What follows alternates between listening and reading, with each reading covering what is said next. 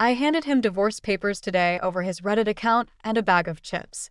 Obviously, it goes without saying that it wasn't just the bag of chips, the hot Cheetos were my breaking point. I couldn't take it anymore. I already had the terms of separation drawn up around 6 months ago, when during a heated argument he said that I should be thankful that it's only him I have to clean up for and not a bunch of kids.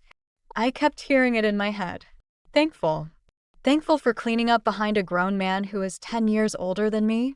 He apologized the next day in detail and told me why what he said was wrong and that he doesn't believe it.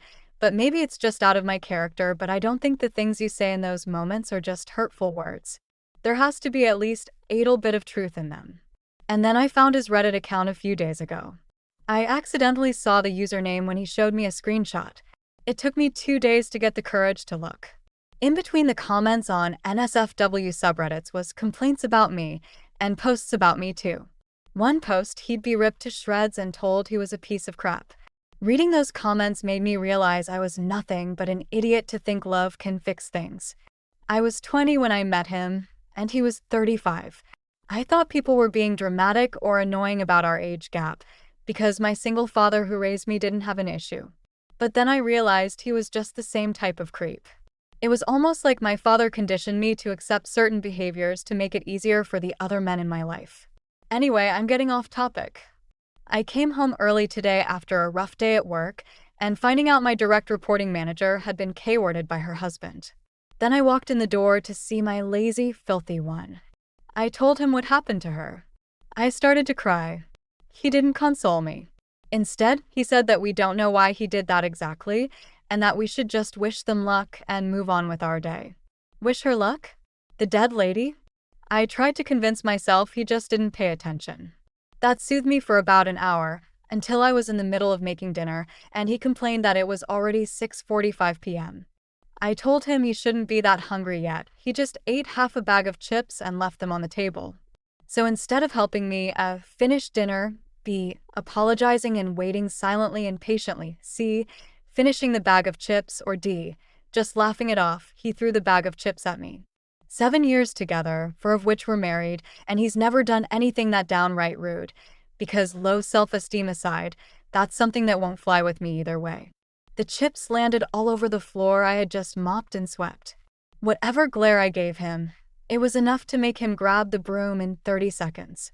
It wasn't enough to make him at least check that it was all swept up and vacuum after. So when I finished dinner and brought our plates to the dinner table, I stepped on a chip.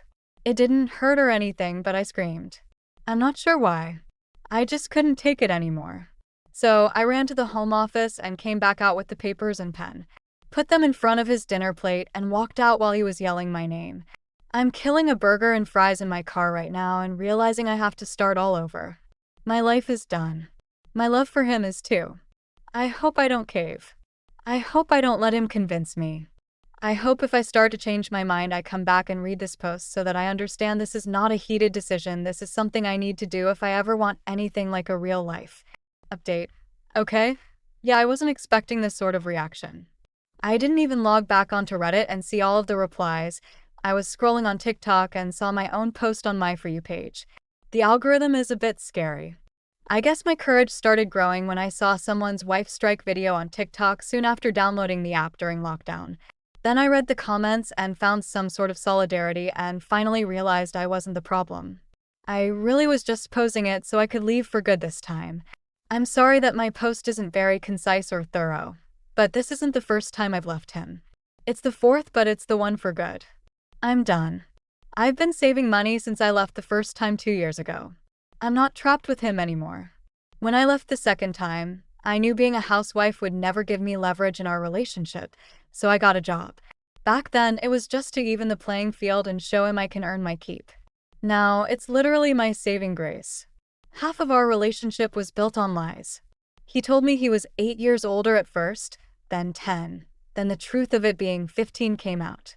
I always struggled with that, because people deserve forgiveness according to my dad, the only person I ever went to besides Reddit about advice. I just want to know what peace is like in my own home. I went straight from living with my dad to living with my current husband.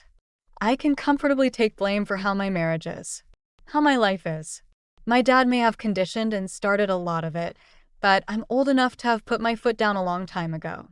My husband and my father being the only two men I've ever had any type of relationship at 27 is my own fault.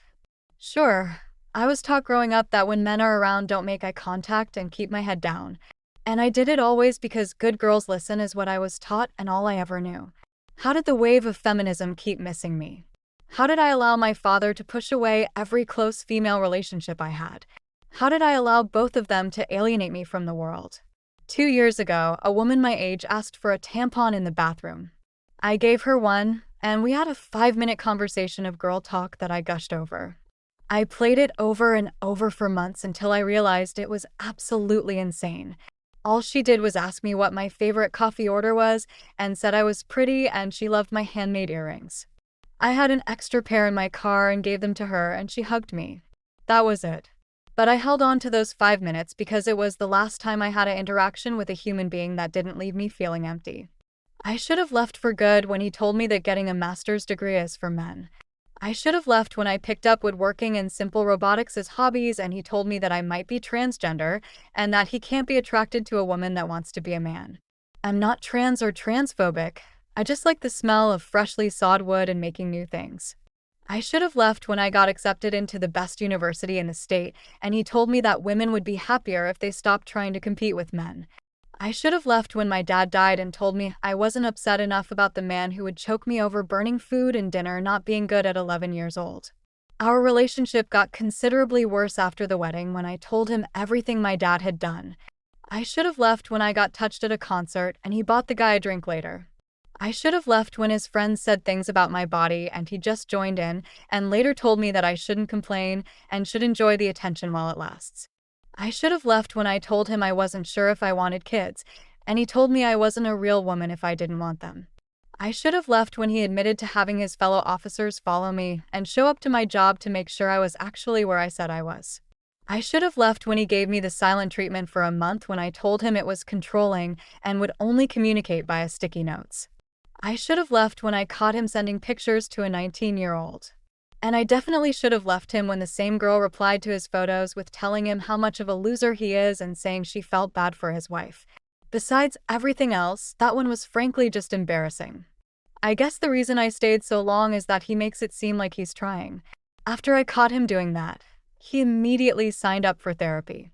When he said things that were hateful towards women, I would then see videos in his YouTube watch history about unlearning sexism.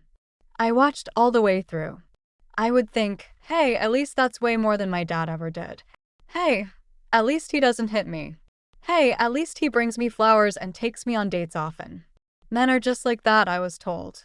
Men have to be respected, I was told. Your husband deserves full trust, I thought. To this day, I'm not sure if he did these to please me temporarily or because he meant it and at least half tried. I made the mistake of not leaving at least 100 times. I will never make that mistake again. He texted me and called nonstop after I left. I went back to our home with my headphones on just to get necessities, and he came out of nowhere and snatched them off my head and destroyed them. AirPod Maxes I just bought.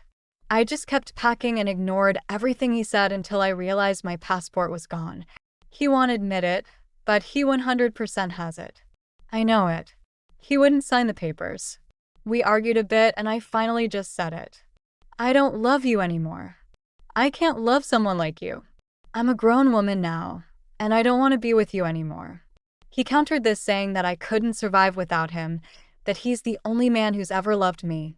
I don't have anything without him, he's the breadwinner. This is his house, and that I have no money, family, or friends.